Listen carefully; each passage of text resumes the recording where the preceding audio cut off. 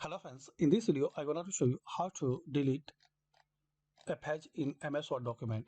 So friends, to delete any page of your MS Word document, so just you need to click on here in the section of page number.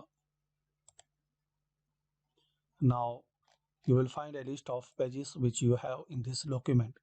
So if you want to delete this page like 66, so double click on it. Now you select content of this page and click on delete on your keyboard. That's it. You want to delete this page, so select content of this page